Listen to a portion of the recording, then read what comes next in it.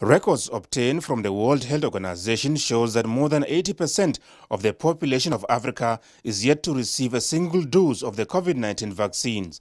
Much of the inequity has been driven by the fact that globally, vaccine production is concentrated in a few mostly high-income countries. This forum, convened by the World Health Organization and the European Union, is to demonstrate support for the urgent need to increase local production of vaccines, especially in low and middle-income countries.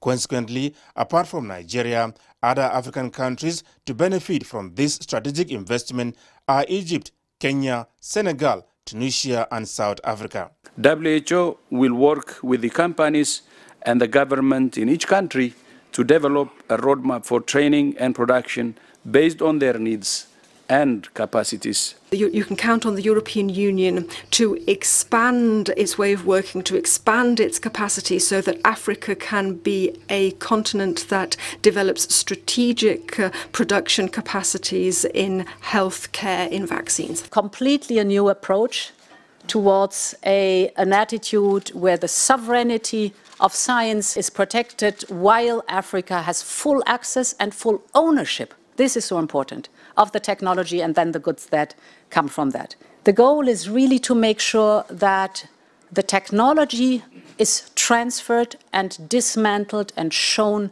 in full scope, led by Africa and owned by Africa, with the support of Team Europe. The European Union, supported by France, Belgium and Germany, is investing 40 million euros to the project, described as a major step forward in addressing health emergencies, expanding access to health products and strengthening regional health security. We need to have optimum cooperation so that we can develop the manufacturing sites and even transfer the most confidential information so that you can produce as quickly as possible. We want to ensure that intellectual property is not something which stands in the way of innovation. President Muhammadu Buhari and leaders of other benefiting African countries were highly elated over the technology transfer program, which they say demonstrates the power of partnership to change the trajectory of Africa's health security for the better. Nigeria is very grateful. COVID-19 has been more or less considerate on Nigeria.